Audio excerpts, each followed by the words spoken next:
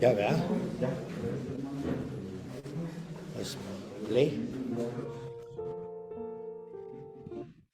Buenos días, hermanos, Dios los bendiga. Vamos a dar inicio en esto. Yo les pido de favor que hay que poner este tiempo en manos de Dios. Hay que orar para que tome el control. Y les pido también que oren por mi vida. La verdad, cada que me toca compartir algo, me pongo nervioso porque siempre lo hemos dicho, ¿no? Cuando nos toca compartir algo o hablar de la palabra de Dios, pues es algo en el cual muchas veces no nos sentimos dignos. Y pues la verdad, lo que queremos es que nuestro Dios de amor tome el control y que sea Él el que obre nuestras vidas. Vamos a orar. Padre bendito, gracias te damos en esta mañana, primeramente por la bendición que tú nos das, mi Señor, de poder estar aquí, reunidos una vez más en tu bendito nombre, pidiéndote, Padre amoroso, que seas tú el que obres en nuestras vidas, que uses mi vida si es tu placer, mi Señor, pero que nuestros hermanos también oigan el mensaje que tú tienes preparado para cada uno de nosotros, Padre amoroso. Te pedimos que abras nuestros ojos espirituales para que podamos entender tu bendita palabra, pero no nada más de entenderla, sino de poder escuchar, saber y poder aplicarla a nuestras vidas, porque eso es lo más importante, aplicar la palabra a nuestras vidas, mi Señor, para poderte dar la gloria y la honra.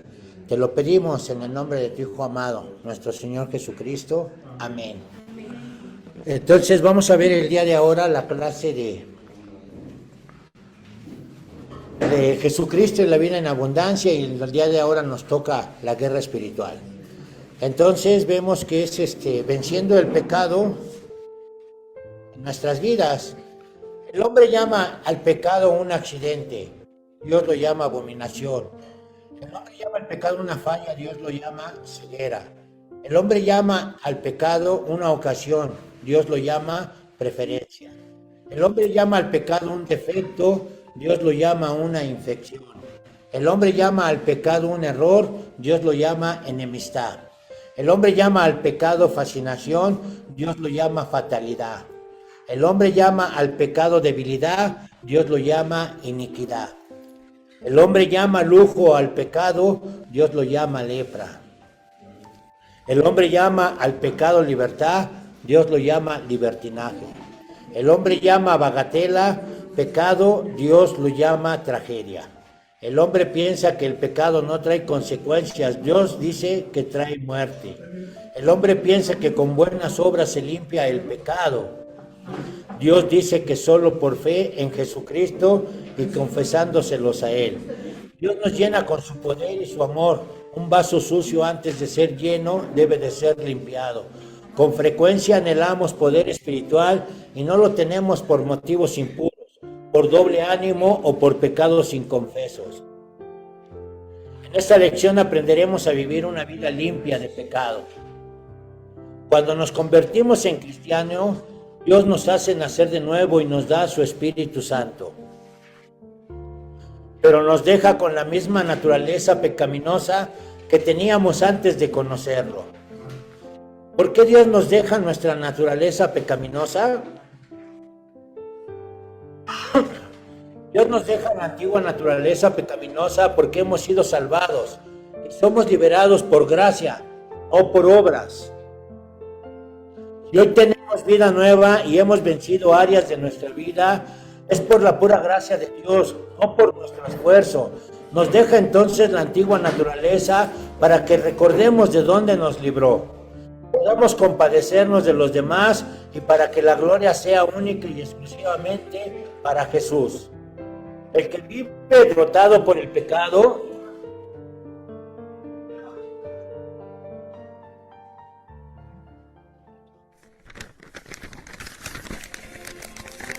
yo sé todo lo que haces, que no eres ni frío ni caliente. ¿Cómo quisiera que fueras lo uno o lo otro? Pero ya que eres tibio, ni frío ni caliente, te escupiré de mi boca. Tú dices, soy rico, tengo todo lo que quiero, no necesito nada. Y no te das cuenta de que eres un infeliz y un miserable. Eres pobre, ciego y estás desnudo. Así que te aconsejo que de mí compres oro, un oro purificado por fuego, y entonces serás rico. Compra también ropas blancas de mí, así no tendrás vergüenza por tu desnudez. Y compra ungüento para tus ojos, para que así puedas ver. Yo corrijo y disciplino a todos los que amo. Por lo tanto, sé diligente y arrepiéntete de tu indiferencia. el que vive derrotado por el pecado, número uno, es esclavo del pecado.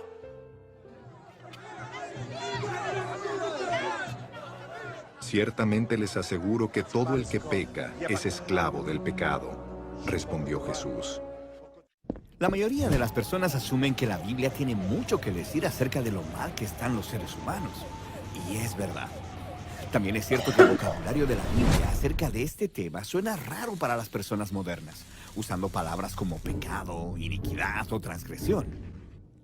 Así que la perspectiva bíblica sobre la condición humana frecuentemente es ignorada o es tratada como antigua y retrógrada. Es una pena porque a través de estas palabras, los autores nos ofrecen un diagnóstico muy profundo de la naturaleza humana. La iniquidad describe un comportamiento torcido, mientras que la transgresión se refiere a romper la confianza. Y pecado, esta es la más común de estas malas palabras en la Biblia, así que concentrémonos en ella por unos minutos. Pecado traduce la palabra hebrea katá y la palabra griega hamartía. El significado más básico de pecado no tiene nada de religioso. Hatá simplemente significa errar o fallar al blanco. Como cuando la tribu israelita de Benjamín entrenó a un pequeño ejército de expertos en la onda. Ellos podían lanzar una piedra a un cabello y no catar. Esto es fallar o errar. O hay un proverbio bíblico que advierte en contra de tomar decisiones apresuradas, porque es probable que catar tu camino o que te pierdas de tu destino. Así que en la Biblia, el pecado es fallar en alcanzar una meta. Pero, ¿cuál es la meta? Bueno, en la primera página de la Biblia aprendemos que cada humano es imagen de Dios, un ser sagrado que representa al Creador y que es digno de respeto. Así que en esta manera de ver el mundo, el pecado es fallar en amar a Dios y a los demás, al no tratarlos con el honor que merecen. Puedes ver esta idea en el famoso código de conducta que se le da a los israelitas, los 10 mandamientos. La mitad de ellos identifican las maneras en las que puedes fallar en amar a Dios y la otra mitad enumera las maneras en las que puedes fallar en amar a las personas. Y el hecho de que ambos tipos de fracasos se combinen muestra que fallar en honrar a Dios está profundamente conectado con fallar en honrar a las personas. Esta es la razón por la que en la Biblia, pecar contra las personas es pecar contra Dios. Como cuando José se niega a acostarse con la esposa de Potifar, él dice, ¿cómo podría pecar contra Dios? En la mente de José, fallar en honrar a un ser humano hecho la imagen de Dios es fallar en amar a Dios. Así que el pecado es fallar en ser un humano verdadero. Pero hay más. Algo fascinante acerca del pecado en la Biblia es que la mayoría del tiempo en que las personas están fallando, o no lo saben, o peor todavía, piensan que lo están haciendo bien, como cuando Faraón quiere fortalecer la economía de Egipto y proteger su seguridad nacional. En su mente, esto justifica el esclavizar a los israelitas. Él piensa que es algo bueno y está totalmente inconsciente de que es un total fracaso. O cuando el rey Saúl está persiguiendo a David en el desierto intentando matarlo. Él piensa que está trayendo un criminal a la justicia, hasta que se da cuenta de que él mismo es el corrupto y dice, he pecado, yo soy el fracasado. Así que el pecado es más que simplemente hacer cosas malas. Describe qué tan fácilmente nos engañamos a nosotros mismos y creamos fantasías para redefinir nuestras malas decisiones como si fueran buenas. Entonces, ¿por qué son los seres humanos tan malos jueces entre el fracaso y el éxito moral? Bueno, la primera aparición de la palabra pecado en la Biblia nos ofrece un vistazo a la respuesta. Están estos dos hermanos, Caín y Abel. Sus padres acaban de caer en esta enorme tentación de redefinir lo bueno y lo malo según su propia sabiduría. Y ahora Caín se enfrenta a una decisión similar. Está celoso y enojado de que Dios ha favorecido a su hermano. Así que Dios le advierte, si no eliges lo bueno, Catá está a la puerta. Te desea, pero puedes dominarlo. Así que en esas historias el pecado o el fracaso moral se ilustra como un animal salvaje y hambriento que quiere consumir a los humanos. Y sabemos cómo termina esa historia. La Biblia intenta decirnos que el comportamiento humano fallido, nuestra tendencia a engañarnos a nosotros mismos, llega hasta lo profundo. Está anclada en nuestros deseos e impulsos egoístas que nos obligan a actuar en nuestro propio beneficio a costa de otros. Y esto lleva a una reacción en cadena de relaciones rotas. Es por esto que en el Nuevo Testamento, el apóstol Pablo describe hamartía como un poder o fuerza que gobierna a los humanos. En sus palabras, somos esclavos del pecado. Incluso él dice, el pecado vive en nosotros para que hagamos las cosas que no queremos hacer. Así que con la palabra pecado, los autores bíblicos están ofreciendo una sólida descripción de la condición humana. Es fracasar en ser humanos que aman completamente a Dios y a los demás. Es nuestra incapacidad para juzgar si estamos teniendo éxito o fallando. Y es ese impulso profundo y egoísta que motiva a muchos de nuestros comportamientos. No es una imagen bonita de nosotros mismos, pero si somos honestos, es realista. Esa es la razón por la que en la Biblia la historia de Jesús es una buena noticia. Él es descrito como el creador de todo, convirtiéndose en un verdadero humano, uno que no falló en amar a Dios y a los demás. O sea, él no pecó. Y sin embargo, tomó responsabilidad por la historia de fracaso de la humanidad. Vivió para otros y murió por sus pecados y fue resucitado de los muertos para ofrecerles su vida como regalo que cubre todos sus fracasos. En las palabras de los apóstoles, Él no cometió pecado y aún así en la cruz llevó nuestros pecados en su cuerpo para que así muramos a nuestros pecados y vivamos para hacer lo que es correcto. El que vive derrotado por el pecado no tiene amor de Dios en él. Pero a ustedes los conozco y sé que no aman realmente a Dios.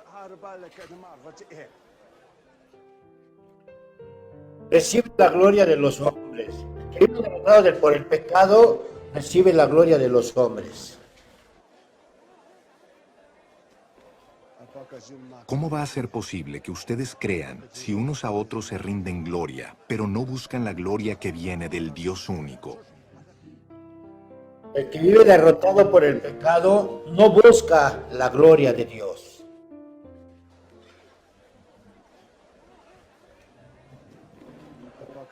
¿Cómo va a ser posible que ustedes crean si unos a otros se rinden gloria, pero no buscan la gloria que viene del Dios único? El que vive derrotado por el pecado busca el favor de los hombres. Queda claro que no es mi intención ganarme el favor de la gente, sino el de Dios. Si mi objetivo fuera agradar a la gente, no sería un siervo de Cristo. El que vive derrotado por el pecado hace lo malo. Y aquí es donde nosotros tenemos que ver una de las circunstancias muy tremendas para nuestras vidas. ¿Cuál es? Que nosotros vivimos en esta tendencia pecaminosa Y entonces el pecado es el que nos lleva a hacer cosas que no tenemos que hacer. Cuando nuestro Señor Jesucristo se hace hombre, humillándose, haciéndose hombre, Él viene y nos muestra el amor que tenemos que tener cada uno de nosotros hacia nuestro hermano, hacia nuestro prójimo, hacia Dios mismo. Entonces nosotros tenemos que vivir derrotados por el pecado. ¿Para qué? Para que podamos nosotros entender que tenemos que derrotar el pecado. Porque si nosotros no hacemos que muera el pecado que mora en nuestras vidas, no podemos agradar a Dios. Tenemos que ver la manera de cómo poder derrotar el pecado. Ya no tenemos que vivir de esa manera. Cuando nosotros recibimos a nuestro Señor Jesucristo en nuestro corazón, Él nos da la victoria. Dice entonces que nosotros antes vivíamos en nuestras pasiones, en nuestros deleites. Cuando viene Jesucristo y nosotros lo recibimos como nuestro Señor y nuestro Salvador, Él nos da el derecho y la potestad de ser llamados hijos de Dios.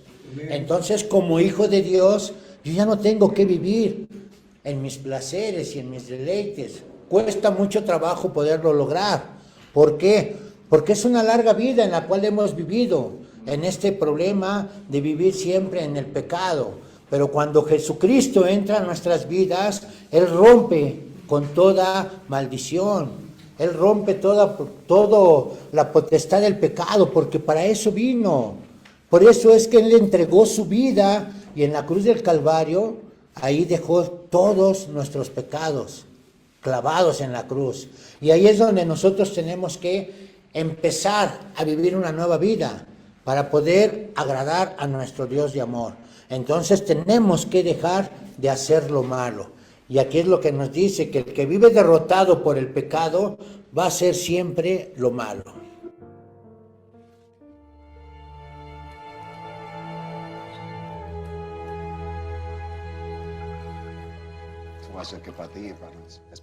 Pues todo el que hace lo malo aborrece la luz, y no se acerca a ella por temor a que sus obras queden al descubierto. El que vive derrotado por el pecado aborrece la luz y no viene a ella.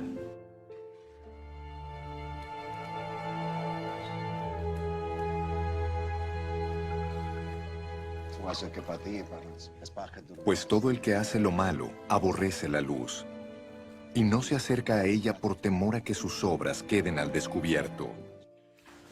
¿Cómo se vence el pecado?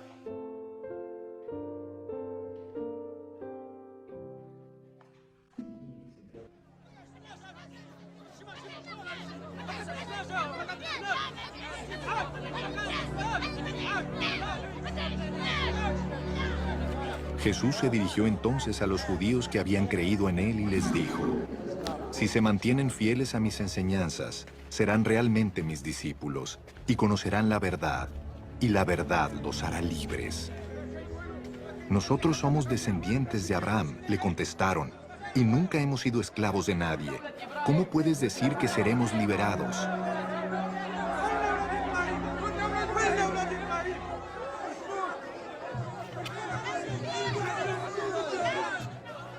Ciertamente les aseguro que todo el que peca es esclavo del pecado, respondió Jesús.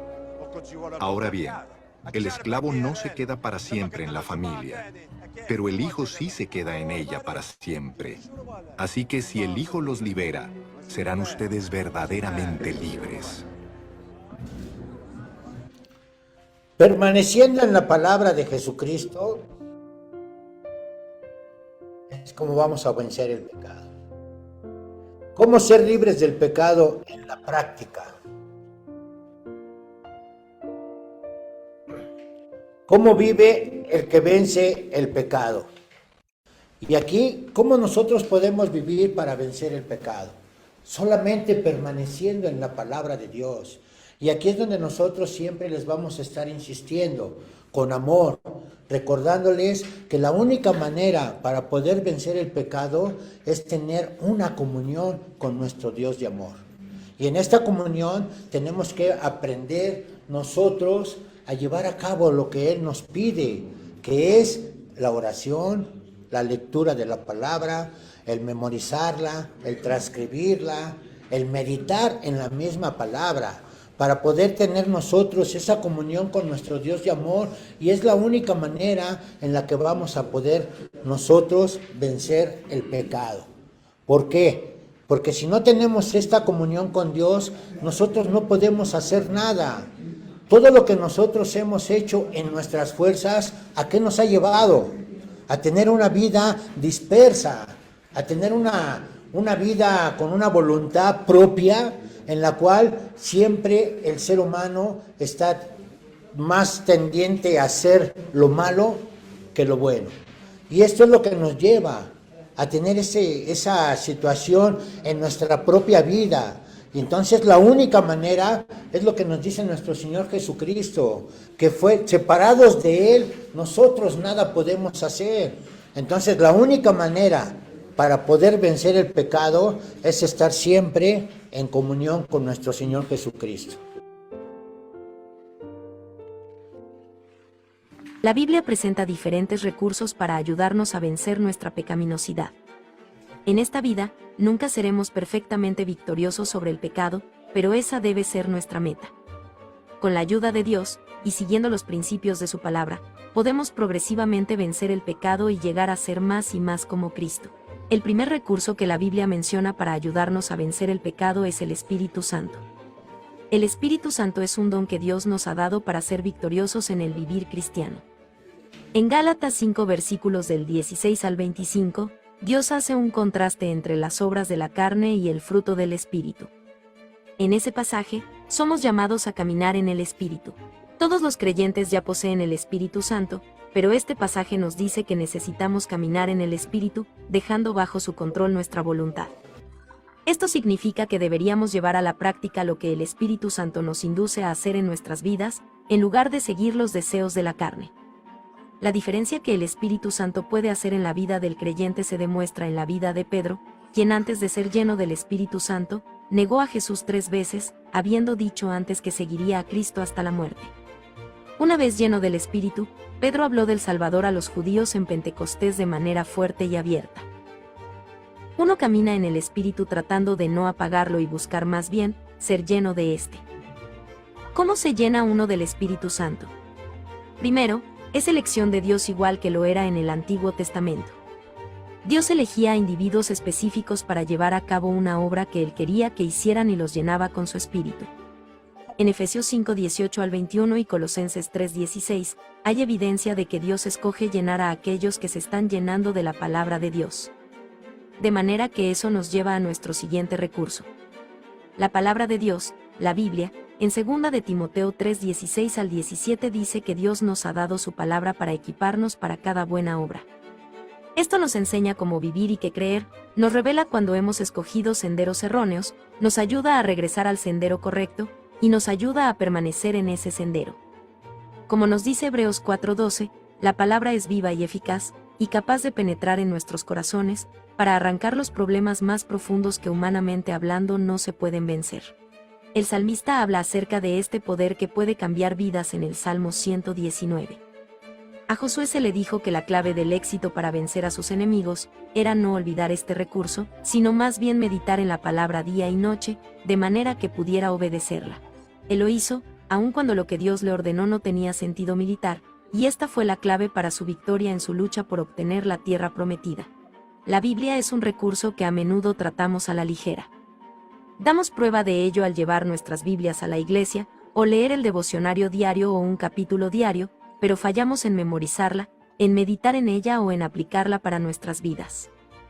Fracasamos en confesar los pecados que nos revela o adorar a Dios por los dones que revela habernos dado. Al alimentarnos de la palabra, aspiramos lo suficiente como para mantenernos vivos espiritualmente, pero nunca ingerimos lo suficiente para ser cristianos saludables y prósperos. A menudo nos alimentamos, pero nunca meditamos el tiempo suficiente como para obtener de ella una nutrición espiritual. Si usted no ha hecho un hábito de estudiar y meditar en la palabra de Dios, es importante que desde ya comience a hacerlo. También le sugiero comenzar un diario. Tenga como un hábito no dejar la palabra de Dios hasta que haya escrito algo que lo beneficie. Algunos escriben oraciones que le hacen a Dios, pidiéndole que los ayude a cambiar en las áreas en las que Él les ha hablado.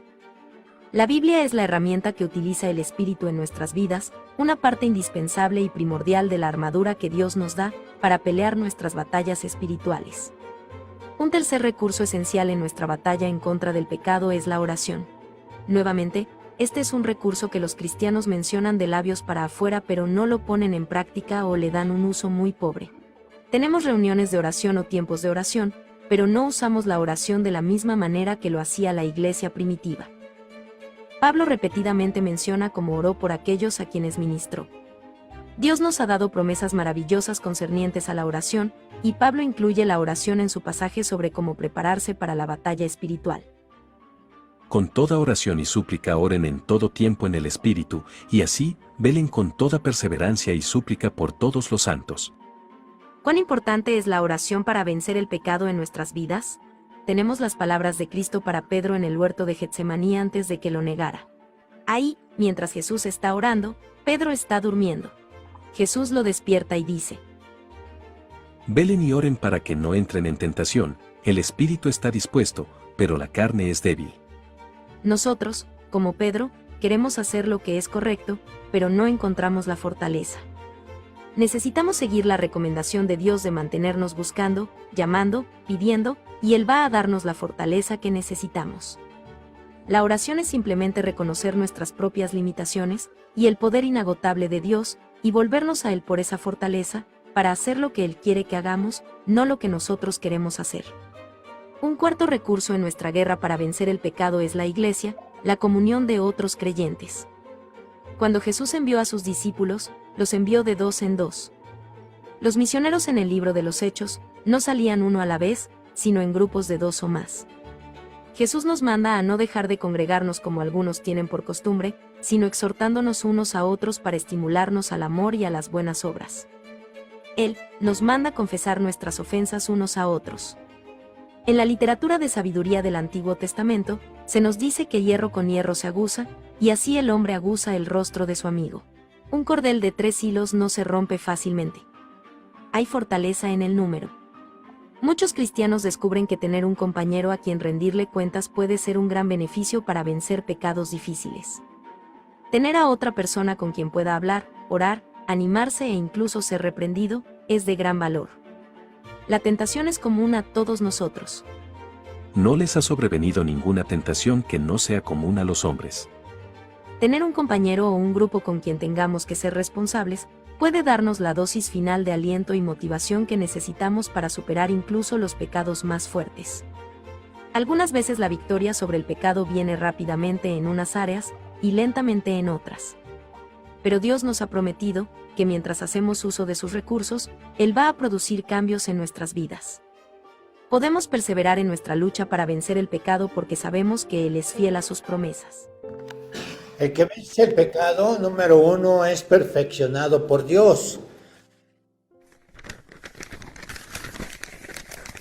Y estoy seguro de que Dios, quien comenzó la buena obra en ustedes, la continuará hasta que quede completamente terminada el día que Cristo Jesús vuelva. El que vence el pecado, número 2, es motivado por Dios.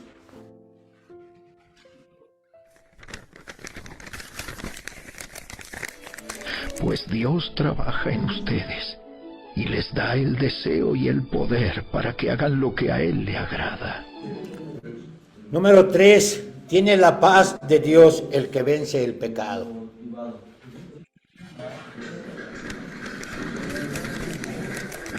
Así, experimentarán la paz de Dios, que supera todo lo que podemos entender.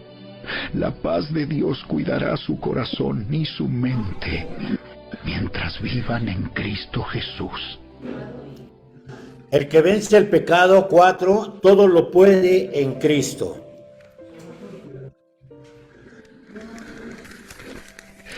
Pues todo lo puedo hacer por medio de Cristo, quien me da las fuerzas. ¿Cómo vencer el pecado desde la tentación? ¿Cómo podemos ser derrotados?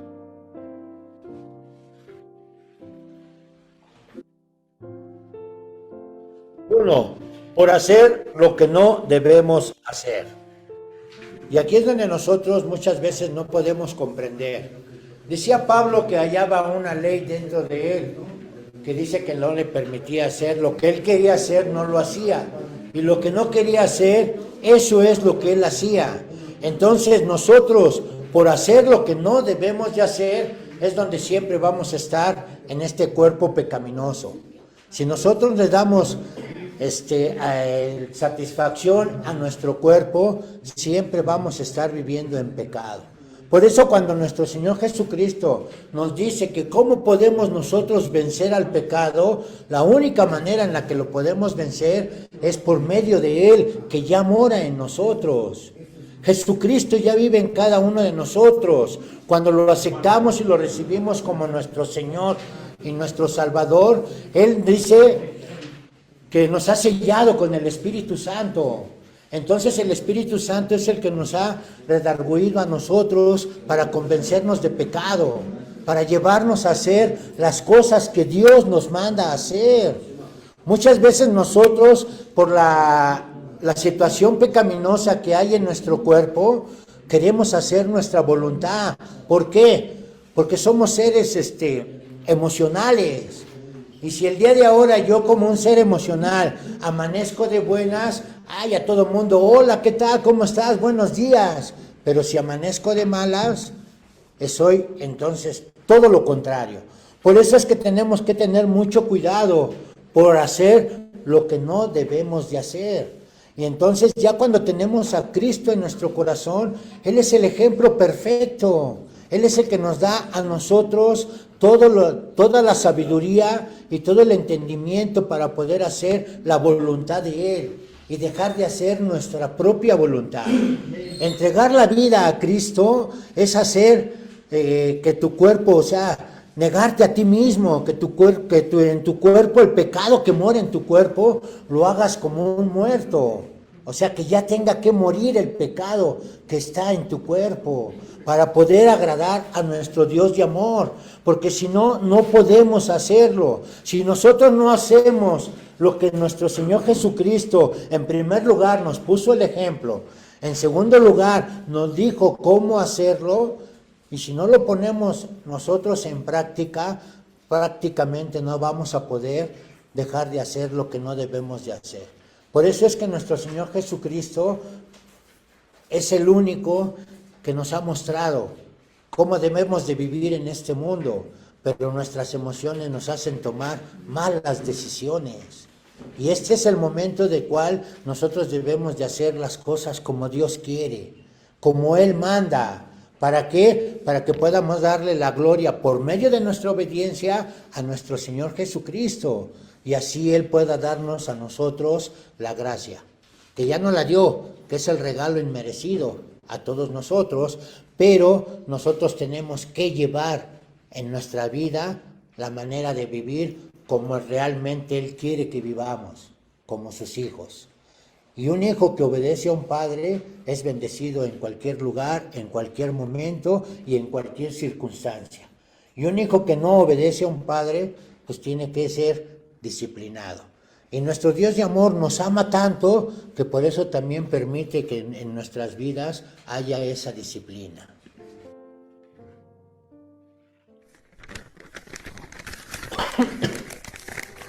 Esas cosas sucedieron como una advertencia para nosotros, a fin de que no codiciemos lo malo como hicieron ellos, ni rindamos culto a ídolos como hicieron algunos de ellos. Como dicen las Escrituras, el pueblo celebró con abundante comida y bebida, y se entregó a diversiones paganas. Y no debemos cometer inmoralidad sexual, como hicieron algunos de ellos, lo cual causó la muerte de 23,000 personas en un solo día.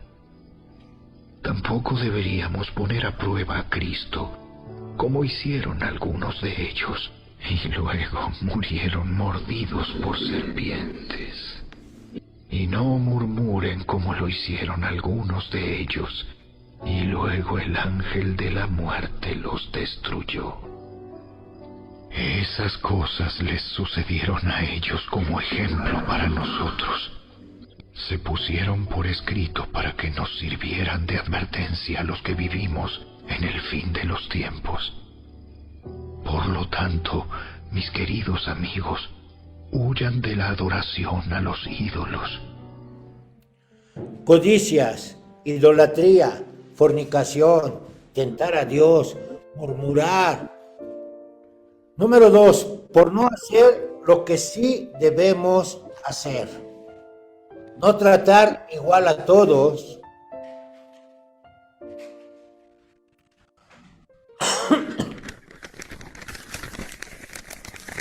Pero si favorecen más a algunas personas que a otras, cometen pecado.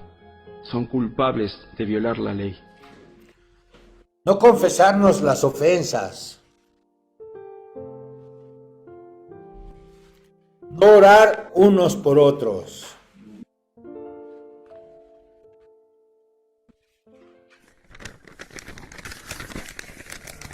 Confiésense los pecados unos a otros y oren los unos por los otros para que sean sanados. La oración ferviente de una persona justa tiene mucho poder y da resultados maravillosos. No amarnos unos a otros. Y aquí es donde nosotros debemos de entender que la relación que nuestro Dios de amor nos pide, como hijos de Dios y como cristianos, es fundamental en nuestras vidas la oración. Si nosotros no tenemos el momento de orar a nuestro Dios de amor, ¿qué es lo que va a pasar? Vamos a ser, por el enemigo vamos a ser tentados. Y entonces si nosotros no nos fortalecemos en la oración, vamos a caer en esta tentación. Por eso es que es bien importante el que oremos los unos por los otros. Y también que nos amemos los unos a otros. Porque eso es lo que nuestro Señor Jesucristo nos ha enseñado. Dice su bendita palabra dice que amaremos a Dios sobre todas las cosas.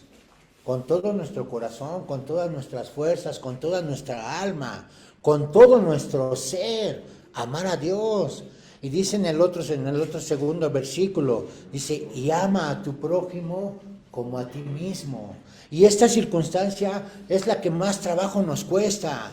¿Por qué? Porque es bien difícil darle un abrazo a un indigente. Es bien difícil amar a una persona que te ha ofendido. Es bien difícil amar a una persona que te ha robado. Y nuestro Dios de amor nos dice que tenemos que amarlo, amarnos unos a otros. Y esta es una de las partes en la cual al ser humano le cuesta mucho trabajo. ¿Por qué? Porque no sabemos amar. El día de ahora, como hijos de Dios, hemos aprendido a amar. ¿Por qué? Porque nuestro Señor Jesucristo nos ha amado primero. Él nos está enseñando cómo amar. Entonces nuestro Señor Jesucristo, que Él es el que inició la obra, la va a perfeccionar. Y en esa perfección, ¿qué es lo que va a pasar? Va a entrar la disciplina, va a venir muchas circunstancias a nuestras vidas, por el cual nuestro Dios de amor lo va a permitir. ¿Para qué? Para que pueda ser, Él pueda hacer en nosotros perfeccionarnos. Y en esa manera de perfeccionarnos, ¿qué es lo que va a quitar de nosotros? El mal carácter, el orgullo, la vanagloria y todo lo que a nosotros no nos sirve. Y a Dios no le agrada que esté en nosotros. ¿Por qué? Porque cuando nosotros tenemos el orgullo, que es la arma más letal que tenemos en contra, ¿por qué? Porque con el orgullo no podemos agradarle a Dios. El orgullo es lo que más nos estorba para tener una relación con nuestro Dios de amor. Y ese orgullo también nos estorba y no nos permite amarnos los unos a los otros. Tenemos que amarnos como Cristo amó a la iglesia. Bueno, ahí nos lo pide a nuestra pareja, pero entonces nos pide que también amemos a nuestro prójimo como nos amamos nosotros. Y es ahí donde nos cuesta mucho, pero mucho, mucho trabajo. Por eso es que es bien importante tener una relación con nuestro Dios de amor por medio de la oración. No dejar de orar. Tener que estar orando todos los días hasta que partas a la presencia con el Señor. Muchos dicen, es como que es muy tedioso, como que, ay, me aburre tanto. Hay cosas en la vida que nosotros no hemos podido comprender. ¿Y cuál es una de las cosas? Les dices a un hermano, hay que leer la palabra de Dios. Y dice, es que cuando empiezo a leer, llevo 5 o 10 minutos y me quedo dormido. Y yo les pregunto, ¿y estás viendo el teléfono? ¿Estás viendo el Face? Te pasas 2, 3 horas y ahí no te duermes.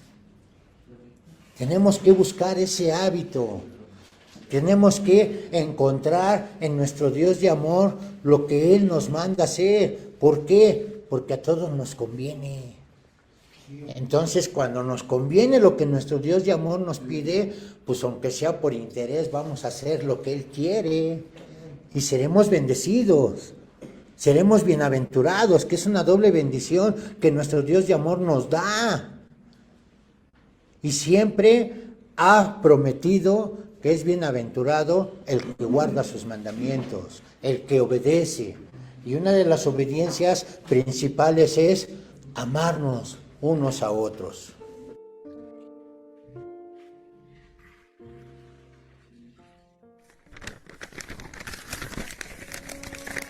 Queridos amigos, sigamos amándonos unos a otros, porque el amor viene de Dios. Todo el que ama es un hijo de Dios y conoce a Dios. ¿Cómo se restaura la vida?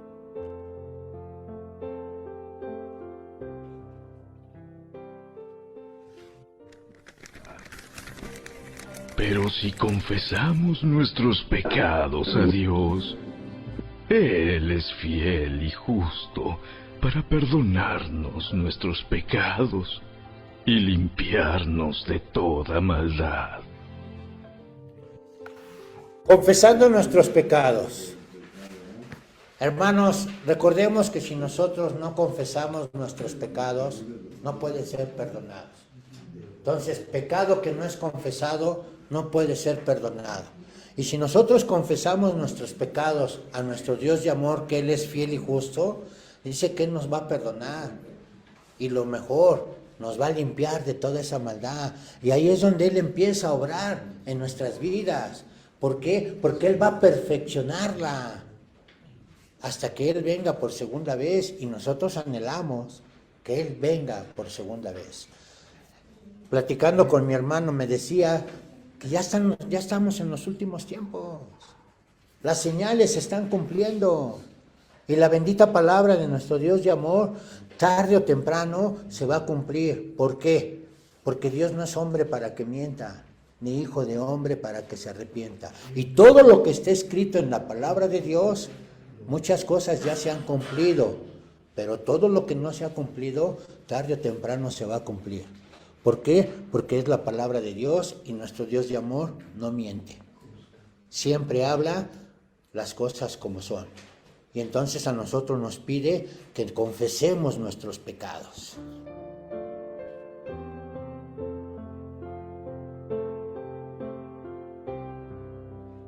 La palabra confesión significa decir junto con, es decir, debemos estar de acuerdo con Dios.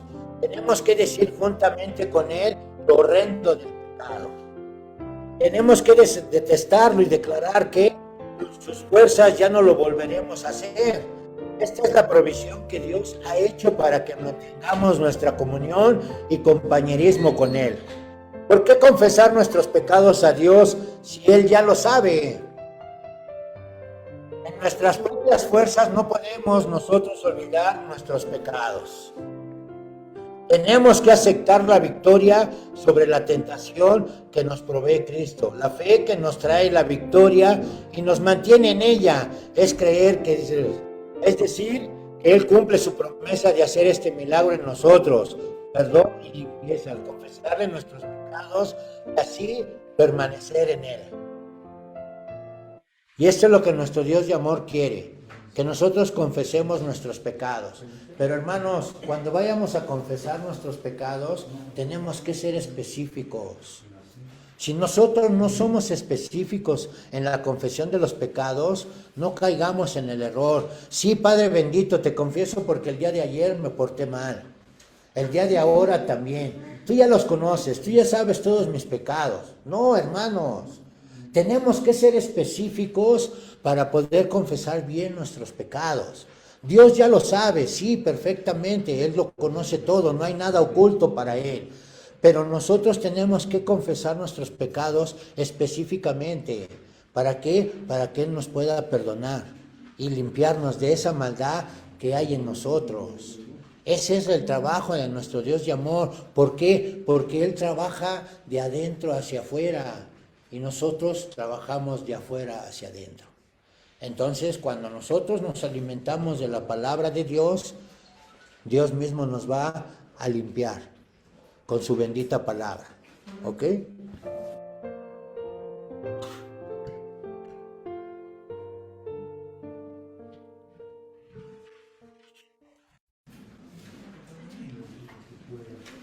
Ok, no sé ya.